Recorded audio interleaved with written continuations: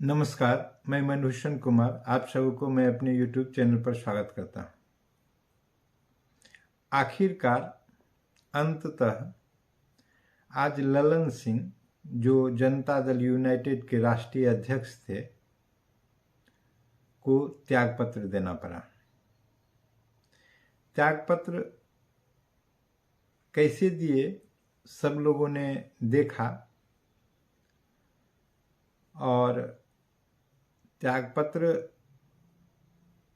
खुशी से दिए या दुख से यह तो एक विचार का विषय है, लेकिन त्यागपत्र देना पड़ा।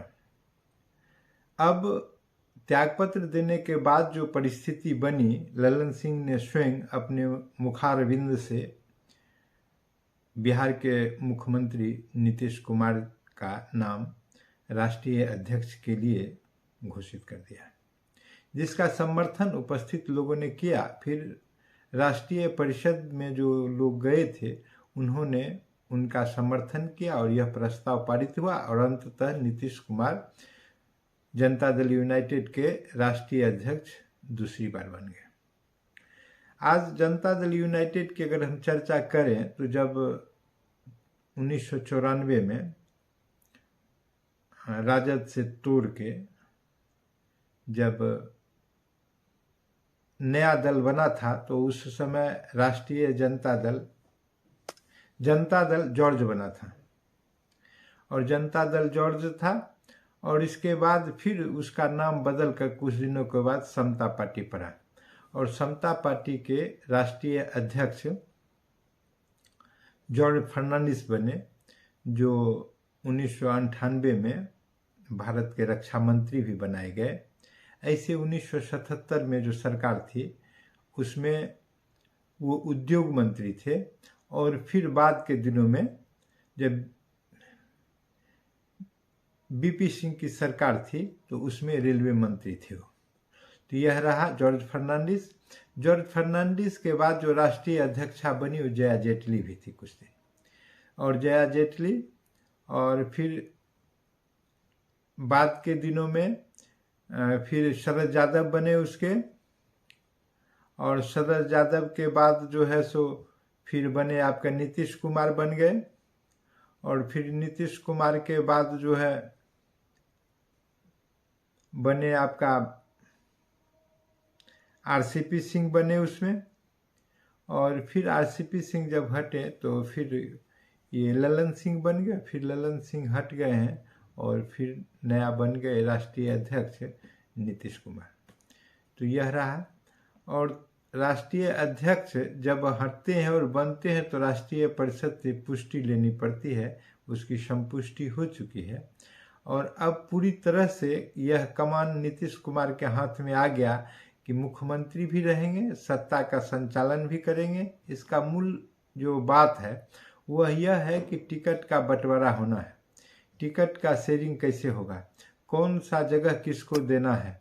तो उसमें नीतीश जी अपनी प्रमुखता चाहते हैं, उपस्थिति चाहते हैं, क्योंकि उनके मन में एक कसक सा रह गया कि पिछले टाइम जब रामचंद्र प्रसाद सिंह जो उनके कभी पीए हुआ करते थे, वे जनता दल यूनाइटेड के राष्ट्रीय अध्यक्ष जब थे और राज्यसभा के सदस्य थे, बाद में केंद्रीय मंत्री भी बने, तो उन्होंने जो सीट का शेयरिंग किया वो नीतीश कुमार के लिए संतोषजनक नहीं था। बाद में उन्होंने कहा कि किस प्रकार से सीट का शेयरिंग कर दिया यह पता नहीं चला, और फिर इस बात को भी कहा कि कौन दोस्त है कौन दुश्मन है यह बात भी पता नहीं चला।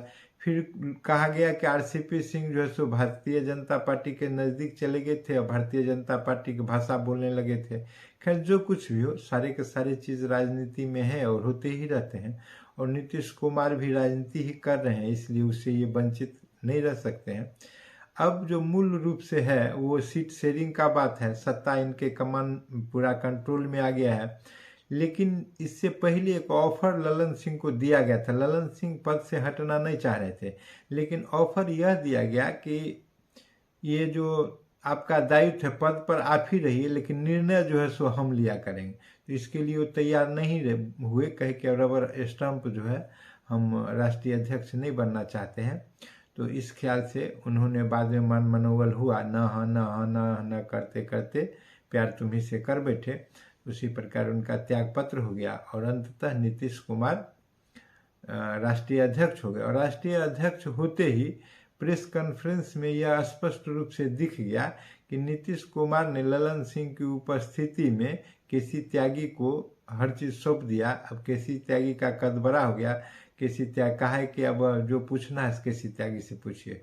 उन्होंने नीतीश कुमार के बिहाफ में प्रेस में जो कहना था सो अपना बात रखे पार्टी की तरफ से। तो यह स्थिति बनी और ललन सिंह की अब गर्दिश में सितारा जाएगा, क्योंकि कोई जो राष्ट्रीय अध्यक्ष होते हैं उनकी विदाई होती है, तो ये लोग तो जो पार्टी है उसमें अध्यक्ष तो ऐसे ही कुछ रहते हैं, लेकिन मुख्य रूप से एक नेता होता है जो चलाता है। वो हर दल में है, लेकिन कुछ दल में अध्यक्ष भी स्वयं ही लोग रहते हैं।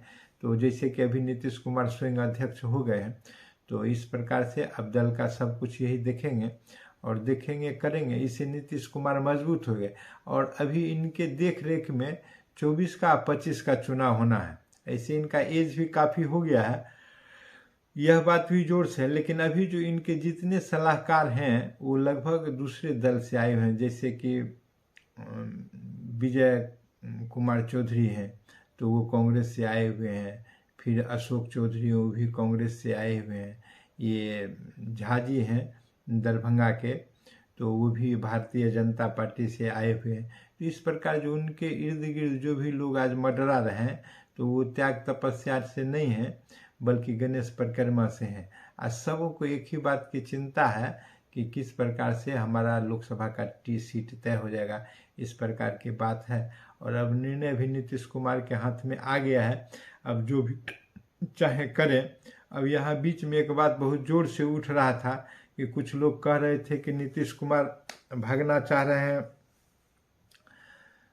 भाजपा की ओर, कुछ लोग कह रहे थे कि ललन सिंह भागना चाह रहे थे राजद की ओर, उप मुख्यमंत्री की लालच, ऐसा अपना अफवाह वगैरह चल रहा था लगातार।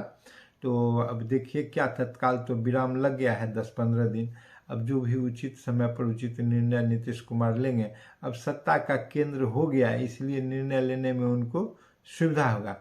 इसी बीच सब लोगों ने कह दिया यादव जी के बारे में कि वो भी उसमें मीटिंग में थे, 10-12 विधायक उनके साथ ऐसे वैसे, तो वो सब बात पर भी अब लगता है कि तत्काल विराम लग जाएगा और लग ही गया होगा। और इस प्रकार का बात नहीं चल रहा है और इस प्रकार नीतीश कुमार पूरी मजबूती से पार्टी का संचालन करें, यह बहुत अच्छा विषय है।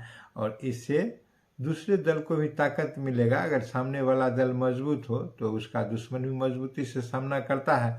राजनीति में यही बड़ी चीज़ होती है। और नीतीश कुमार के बारे में यह भी अब बात फिर आ रहा है कि वह संयोजक बनेंगे, चाहे संयोजक इधर बने चाहे उधर बने, तो लेकिन संयोजक रहेंगे। लेकिन आज अंततः जो है आरसीपी सिंह की जिस कदर विदाई हुई थी, लगभग उसी तरह से विदाई ललन सिंह का भी हो गया। तो यह ठीक हुआ या खराब हुआ, यह तो व्यूअर्स तय करें। हमारा मत यह है कि हम आपको सूचित करें, जानकारी दें, जो हमारे जानकारी में आता है आप लोग के सामने मैं रखता हूं, कि ताकि आप हमसे सहमति असहमति व्यक्त करते रहें और जिससे हम आह्लादित होते रहें।